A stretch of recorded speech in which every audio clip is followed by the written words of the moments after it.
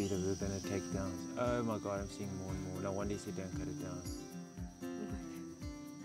We just wanted to hop on here to share some of the challenges that we've been facing over the past while. It's been such an exciting, fulfilling journey, but with anything in life there's always challenges, and I think Chris and I are quite positive, optimistic people, and we always make the most out of everything, but we felt it was only fair to also share the challenges, because it's not always rainbows and butterflies.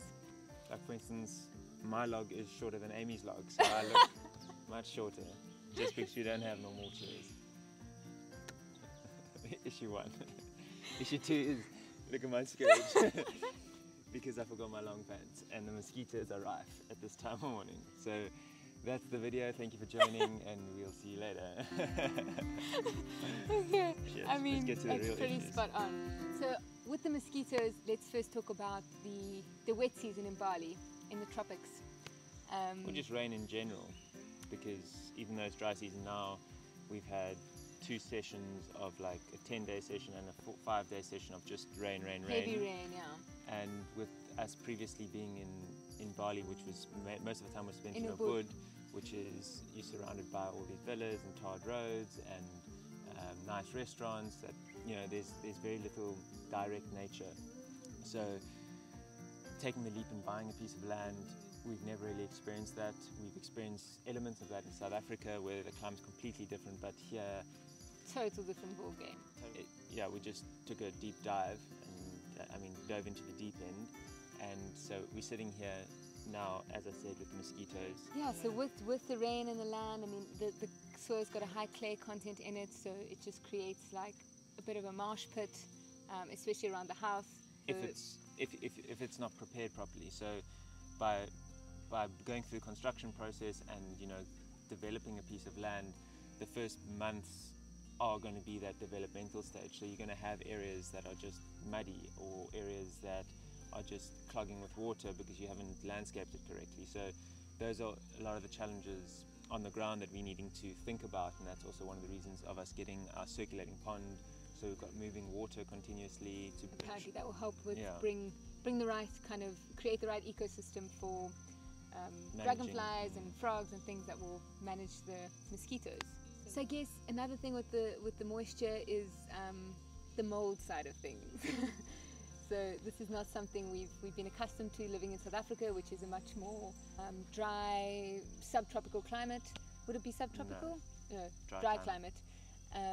So yeah, mold is not something that we've had to factor in with our lifestyle previously, and here it's pretty much dominating every choice we're making at the moment, from the clothing we choose to wear to how we design the house for airflow, how we store our clothes, what bedding we choose, what else? What lights, shoes everything. Everything. What wallet we use? Can we even use a wallet? And I think both Chris and I appreciate nice, pretty things, and so from the clothing we wear to the items we own to how we design our house and the finishing touches, we've really had to reconsider all those things, because it's not just about how pretty it looks, but I guess what I'm trying to say is before it was like aesthetic was quite high up. Number one. In our previous life, yeah. And using sort of natural materials and natural fabrics, that was sort of here, and now practicality is sort of starting to outweigh that. Completely. And I think every decision is going to have to first be practical before anything else, first and foremost, if we're wanting to live comfortably and enjoy the lifestyle. So but also making those practical decisions, you don't really necessarily know the answer because you haven't lived here. So it's a bit of a horse before the cart type thing, where you start designing because you want to get onto the land, but then and with your old mindset of what you like and what you think will work based on past experience, and then you start needing to plan with your limited knowledge, but then also trying to get as much information from visually that you see around you, and then also people that you can speak with and looking can how give the advice. locals do and learning from them. So yeah, that's been thank goodness we chose to push pause on the house design, because as we started realizing these things, we're like, hang on, we shouldn't rush ahead with this. We should really get here, live here, experience more, go through a full dry season, a full wet season, and then get see it right. Because we only want to do this, design our house and build it once and do it well. So Otherwise, on the mold side of things, for me it's been quite challenging because over the past few years I've really moved towards more natural fabrics, from the clothing I wear to the bedding I choose to use, as well as not using any chemical products, any detergents. I don't use any chemical, what do you call it, like any chemical?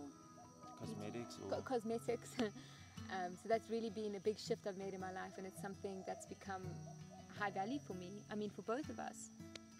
Do I now not buy natural fabrics anymore? Do I start using chemical detergents to help with the mold? But neither one of those are quite feeling right, so I'm just trying to feel into that. I mean, one thing is having fewer things. It's really pushing us to... You can't have things that you're going to put in your cupboard for if you're and not maybe using it in at 3 some weeks. point for an You're not occasion. using it in 3 weeks, in a month, don't have it. Or you need to then have it closed in the glass cabinet.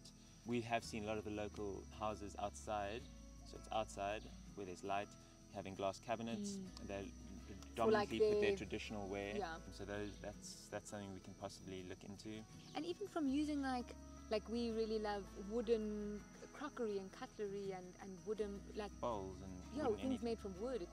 That No. doesn't work so well. Right? Generally, if you're using it every single day in your hands and movements, you're pretty much okay. So if we had a wooden bowl and we used it every day and we washed it every day, we ate out of it every day, we'd be fine. But it's that not using anything. It's when you're not using it, that's when the And it's when the needing to issue be comes. stored somewhere. Because then it's a bowl and a bowl. Yeah, in a dark Creates place. an area, yeah. And wood holds moisture, so it doesn't always dry properly. So anyway, all of these things that we enjoyed and that we valued, we're really having to reassess those things while still maintaining what's important to us and finding ways to make it work. So that's been one element, or a few elements. Something else that's been a challenge on the building side of things, not speaking the language and not understanding the culture. Culture, yeah, that's been a big one. So it just makes things just a lot more challenging. It's not as straightforward as, I mean, Chris has been building houses and working with construction teams for 13 years. So it's not that he doesn't have experience with that, but it's just brought about. Just different way of doing things, different way of managing time, managing deadlines. It doesn't really exist much here. And then there's things, cultural elements like moving in. Oh yes. Or even before that, it's all the ceremonies to take place before we even start construction. Before you break ground, before you build a wall, before you build a house, a wall. Before you go down to get water from a borehole. All those elements needing to have the blessings and ceremonies. And then with us now finishing the workshop, we're needing to obviously book a date to move in. And it's not as simple as, okay, when's it going to be ready? Yeah, let's put it in, then we can move in. It's there's more auspicious days that are good for moving onto land, and there's ceremonies that also need to take place alongside that. And not just ceremonies, like you need to book it a month in advance because so there's 14 ladies involved with preparing the offerings.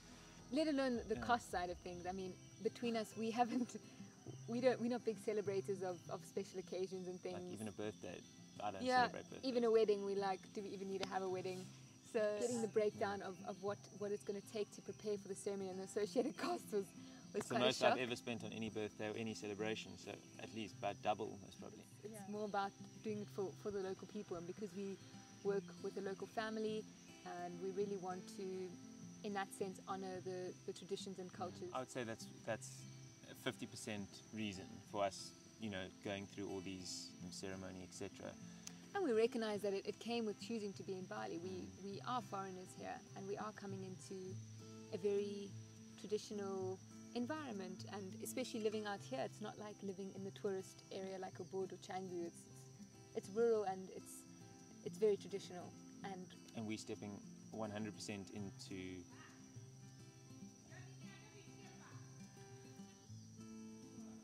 they're asking our help on the land for something, and we have no idea what they're asking for. I don't know, could be Chinese.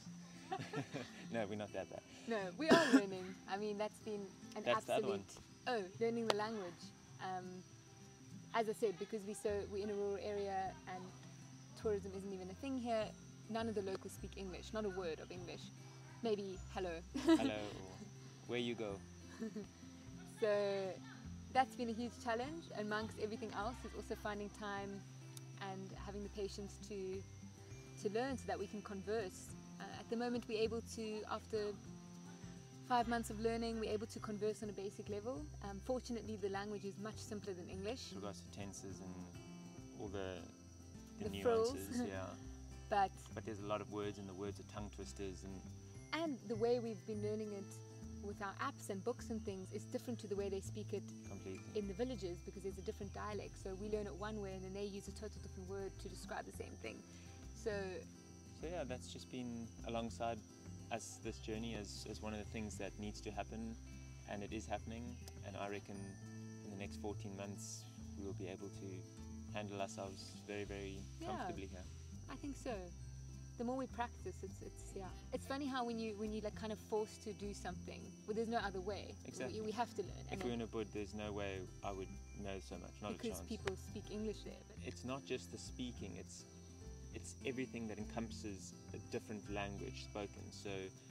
What do you mean? So like bank accounts. Oh, okay. We were very lucky to have someone that spoke very good English. I think the bank generally has a big foreign quota, so they're generally used to dealing with foreigners. But it's even when we're messaging people to organize things like designing that little table, you can't just write it. You have to write it in a translator, translate it in Google Translator, see if it's translated back fine. If not, you must translate it back, edit it so that it sounds fine. So it sounds like a simple thing, like, oh, just message him to get that. We can literally sit for like a half an hour if we've got a lot of communications to do, just doing the translating. And it's something like that you don't see. No one sees that. Yes.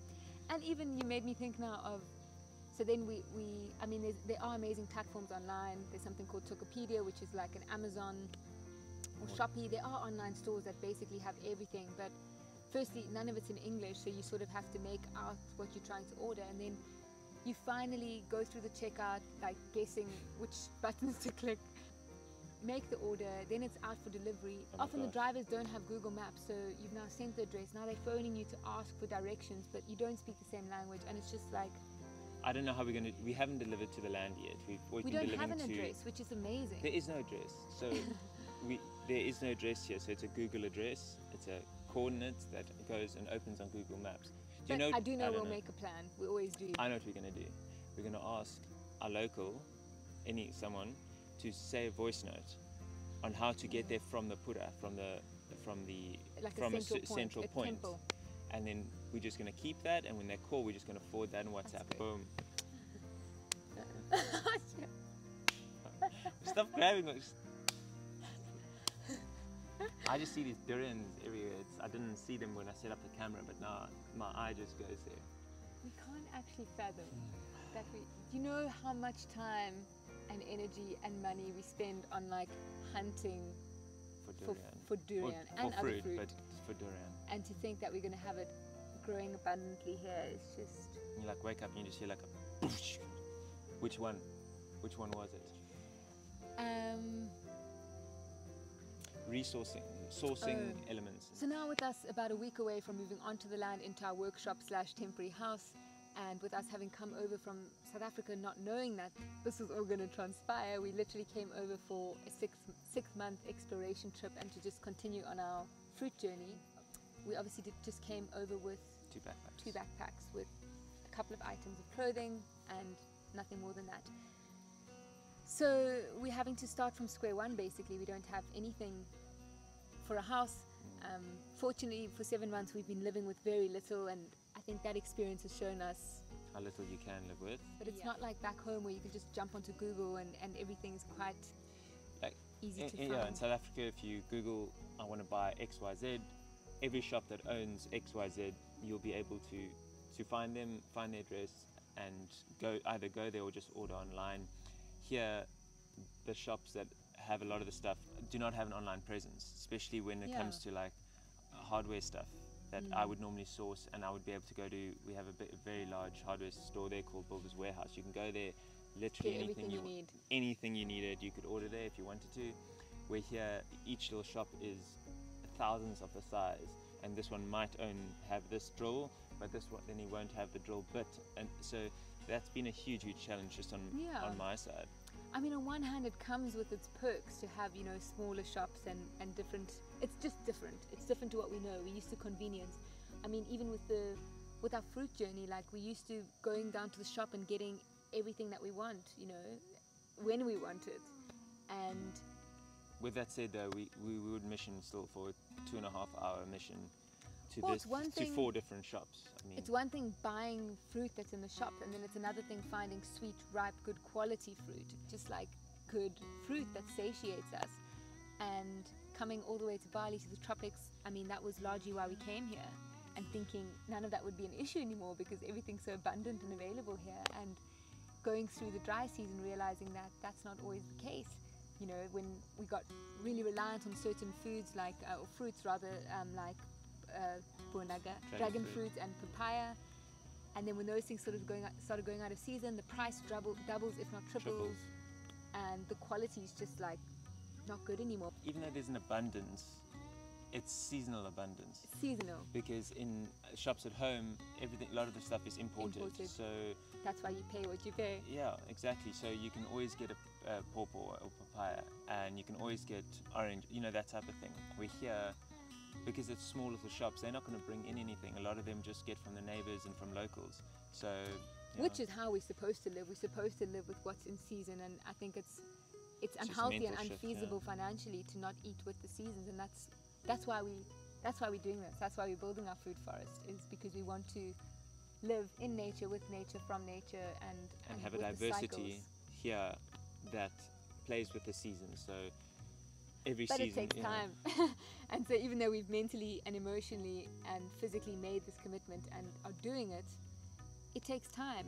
And that's also been a challenge, at least for me, is like learning a whole new level of patience, of you know, things aren't instantaneous. And like we can plant our mango trees, which we have, and we're still going to be planting more, but we're still going to have to buy mangoes for the next 7 years, or 5 or 6. 5. Or who knows? We don't know. I'm just saying 7 to cover ourselves. Manage expectations. Yeah.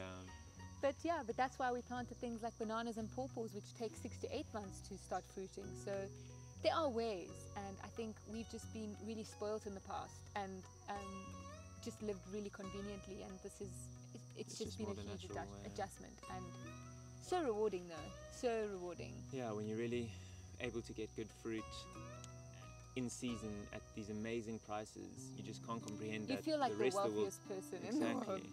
One thing I will add is, something we also did is plant like sweet potato and taro, and it's not that we really eat those things ordinarily, but at least it's sort of like a backup. We always know that if all else fails and we need something else, we do have some root vegetables, some pumpkin as well, and we're trying to grow some tomatoes and lettuce and cucumber to have some salad ingredients, and avos. And avos, yeah, but that'll be seasonal. But yeah, the tomatoes, the cucumber and the lettuce is not seasonal, so that type of thing, we're trying to establish a large enough area that we can plant that, so whenever we need to call on those resources, they are there.